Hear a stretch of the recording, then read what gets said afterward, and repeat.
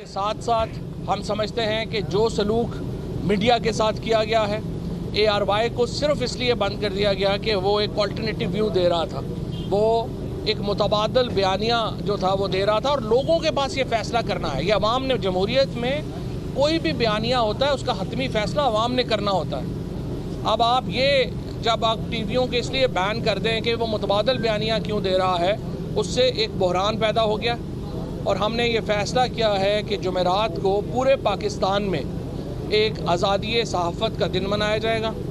सारी पार्टी जो है वो ना सिर्फ ARY के साथ बल्कि जो सहाफ़ी हैं, अरशद शरीफ हैं, साबिर शाकिर हैं, उसके साथ खैबर घुमन हैं, समी इब्राहिम हैं, आरफ हमीद भट्टी हैं, इसके साथ जो हमारे इमरान रियाज ख़ान हैं और बेशुमार और लोग जैसे अकील हैं, हमारे जो सोशल मीडिया के siyaset.com के मोहित पीरज़ादा हैं।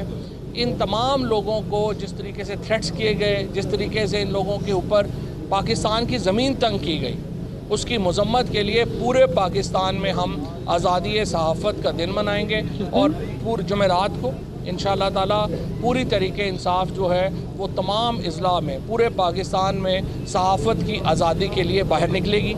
इसके साथ साथ हम देख रहे हैं कि एक मज़मूम कोशिश हो रही है अदलिया को तकसीम करने की। ये भी ये नून लीग का पुराना वतीरा है। रफ़ीक तारड़ का क्या वो जो दौर था वो किसको याद नहीं कि किस तरह से इन्होंने अदलिया को तकसीम किया, लोगों को बार एसोसिएशंस को इस्तेमाल करके, बार लीडर्स को इस्तेमाल करके जिस तरीके से इन्होंने अदलिया को तकसीम किया। इसके लिए हम इंशाअल्लाह सोमवार को अदलिया का इंडिपेंडेंस डे मनाएंगे और ये जो दिन होगा, इस दिन हम पूरे पाकिस्तान में अदलिया के बार एसोसिएशन, हमारी ILF जो है वो इसको लीड करेगी और इसी ज़िमन में इमरान खान इंशाअल्लाह जो है वो बार एसोसिएशन से भी ख़िताब करेंगे और हम जो अदलिया की इंडिपेंडेंस का दिन मना रहे हैं, सो दो हम जो एक हमारा मकसद है, एक जो अदलिया की आज़ादी के लिए और इंडिपेंडेंस के लिए जो है वो हम खड़े होंगे और फिर मीडिया की आज़ादी के लिए और जो लोगों को हैरेस किया जा रहा है उसके ख़िलाफ़ ये दिन मनाए जाएंगे। इसके साथ साथ एक मुल्कगीर तहरीक इस हुकूमत के ख़ात्मे के लिए उसका आगाज़ किया जा रहा है। 10 सितंबर तक, यानी आज 15 अगस्त है, तो 10 सितंबर तक इमरान खान पूरे मुल्क के तूलो अर्ज़ में जलसे करेंगे और ये सिलसिला 19 तारीख से शुरू होगा जब इमरान खान कराची में पहला जलसा करेंगे, 20 तारीख को हैदराबाद में दूसरा जलसा करेंगे और उसके बाद रावलपिंडी, सरगोदा, जेलम, उसके बाद ननकाना, उसके बाद फैसलाबाद, उसके बाद ये शेखुपुरा, उसके बाद कोयचा और दीगर तमाम पूरे मुल्क भर में एक जो जलसे हैं वो किए जाएंगे और एक मुल्कगीर तहरीक चलाई जाएगी इंतखाबात के लिए। इन इंतखाबात को जिस तरीके से डिले किया जा रहा है वो नाकाबिल कबूल है। शहबाज शरीफ का ये कहना कि आप मिसाक़े जमहूरियत को, आप जो पॉलिटिकल फ्रेमवर्क है उसके ऊपर छोड़ें, इलेक्शंस को छोड़ें और मईशत के ऊपर बातचीत कर लें, बिल्कुल अहमकाना बात है। कोई भी जो सियासी जमात है वो मईशत के ऊपर सिर्फ कम्युनिस्ट निज़ाम होता है जहाँ पर आप एक मुआशी लाइन होती है। जमहूरियत का मतलब ही ये है कि आप मुख्तलिफ मुआशी मॉडल्स को वोट देते हैं और ये होता है कि आपने किस तबके से लेके किसको देना है, यही सारा इकनॉमिक फ्रेमवर्क होता है और हर सियासी जमात का अपना मकसद है। और इसीलिए मैं तो ये कहता हूँ कि आप छोड़ें PTI, तो ज़ाहिर है आपकी पॉलिसीज़ को, आपकी मुआशी पॉलिसीज़ को सपोर्ट करना हम समझते हैं कि ये तो बिल्कुल एक जाहिलियत होगी क्योंकि आपकी तबाहकुन मुआशी पॉलिसियाँ हैं, कोई भी इसको सपोर्ट नहीं कर सकता। पाकिस्तान के अंदर इंडस्ट्री बंद हो रही है, 50 रुपये यूनिट के ऊपर बिजली का बिल इस वक्त पहुंच चुका है इंडस्ट्री के लिए, सारी इंडस्ट्री कोलैप्स हो गई है। पाकिस्तान में बेरोज़गारी का एक तूफ़ान आने वाला है। हमने 55 लाख नौकरियां 3.5 साल में पैदा की थी, अब एक बेरोज़गारी का एक तूफ़ान आने वाला है बिकॉज आपकी जो लार्ज स्केल मैन्युफैक्चरिंग है वो तकरीबन अब नेगेटिव में जाने वाली है और उसका असरात आपके सामने आने शुरू हो गए हैं। लिहाजा आपकी मुआशी पॉलिसियों के ऊपर मिसाक करना पाकिस्तान को बहुत बड़ा नुकसान पहुँचाने के मुतरादिफ होगा। हम इसको मुस्तरद करते हैं। सिर्फ एक बात के ऊपर मुज़ाकरात हो सकते हैं और वो आम इंतखाबात का फ्रेमवर्क है। आम इंतखाबात के फ्रेमवर्क के अलावा हम किसी तरह की बातचीत जो है उसमें नहीं जाएंगे, हम उसको मुस्तरद करते हैं और इंशाअल्लाह ताला अगर आप इसलिए इलेक्शन नहीं कराना चाहते, ये कहना कि इमरान खान इलेक्शन जीत जाएगा तो इसलिए हम इलेक्शन नहीं कराना चाहते, फिर आप मुल्क में मार्शल लॉ लगा लें, फिर आप मुल्क में कोई और निज़ाम लगा लें। जमहूरियत में ये नहीं हो सकता। अल्टीमेट आर्बिटर जो हैं वो पाकिस्तान की अवाम है, फ़ैसला करना उनका इख्तियार है। और ये जो साजिश आप कर रहे हैं जिसके नतीजे में ये बताया जा रहा है कि पीटीआई को दबाया जाए और पीटीआई को किसी तरीके से हम बिल्कुल जो है वो इमरान खान को डिस्क्वालीफाई कर दिया जाए पीटीआई को, ये आपने, मैं समझता हूँ कि आप 1970 से सबक सीखने की ज़रूरत है। और जब आप मुल्क की सबसे बड़ी सियासी जमात, और ये तो फेडरल जमात है, जो अवामी लीग थी वो तो एक वफाकी जमात भी नहीं थी, सिर्फ एक सूबे की जमात थी, आपने उसको एलिमिनेट करने के चक्कर में जो पूरा पाकिस्तान जो है वो उसमें दो लख्त हो गया। पीटीआई पाकिस्तान की इस वक्त फ़ौज और पीटीआई ये दो क़ुव्वतें हैं जो पाकिस्तान को इकट्ठा रखती हैं, और इन दोनों के दरमियान जो इख्तलाफात पैदा करने की कोशिश की जा रही है, और जिस तरीके से आपने हर सूरत में इक़्तिदार से चिमटा रहने की एक ख्वाहिश के ज़रिए जो ये फ़ैसला किया है कि हम इसमें इख्तलाफ डाल लेंगे, ये पाकिस्तान की बुनियादों को हिलाने वाली बात है।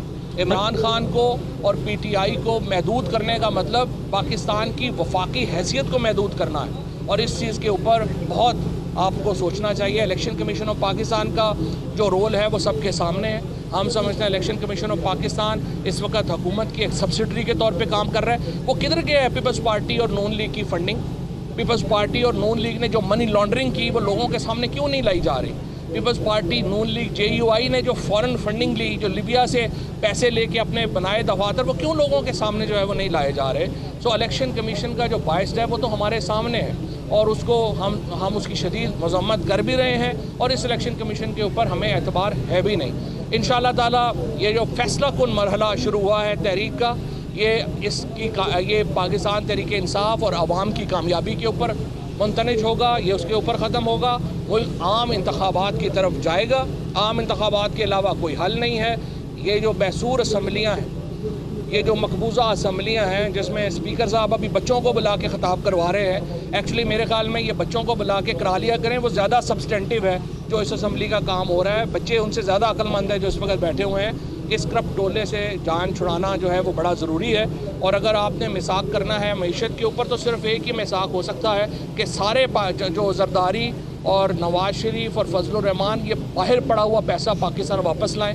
इसके अलावा कोई मिसाक जो है वो मुमकिन नहीं। अच्छा सर, आपने 25 मई के इदारों की भी बात की, जो जिन्होंने काम किया वो इस्लामाबाद आके छुपकर बैठे हैं, तो उन लोगों को क्या पैगाम है? उन लोगों को मेरा पैगाम यही है कि आप फौरी तौर के ऊपर वहाँ पे तशरीफ़ लेके जाएं और इस वक्त तफ्तीश में शामिल हों। हम कोई राना सनाउल्लाह नहीं है। पंजाब हुकूमत जो है उसको हमने बड़ा वाज़ेह पैगाम जो है वो दे दिया है। 25 मई के जो वाक़यात में लोग मुलव्वस हैं उनके ख़िलाफ़ फ़ैसला कुन कार्रवाई होनी चाहिए, और ये बात हमने जो चीफ़ मिनिस्टर साहब हैं उनको भी जो है वो बावर करा दी है, इंतज़ामिया को भी बावर करा दी है। PTI के जो लोग हैं वो इसके ऊपर मुतमईन नहीं हैं अभी तक की कार्रवाई से, और हम ये समझते हैं, अभी हमने अपने जो होम मिनिस्टर हैं हाशिम साहब, उनको यहाँ पे बुलाया भी था। अभी उनको जो PTI के जज्बात हैं उनसे आगाह किया गया है।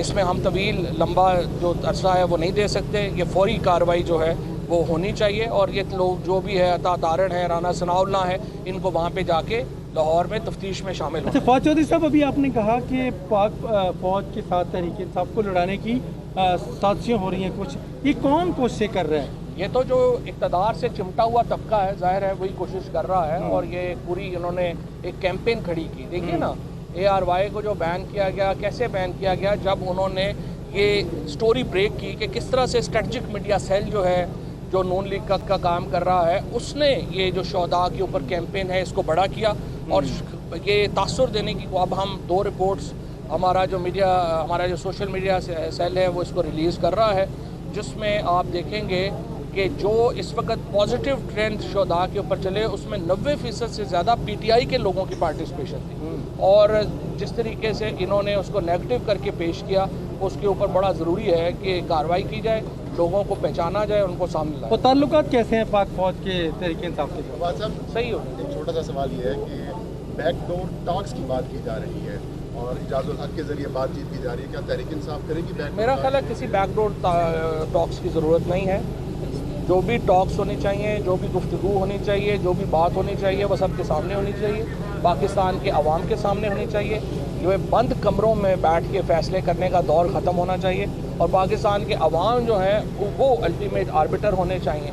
ये नहीं हो सकता कि हम अपनी पॉलिसीज़ जो हैं वो 10-15 बंदे बैठ के एक कमरों में हम तय कर लें आपस में और उसके बाद कहें कि आप पूरा पाकिस्तान इसका पाउंड हो गया।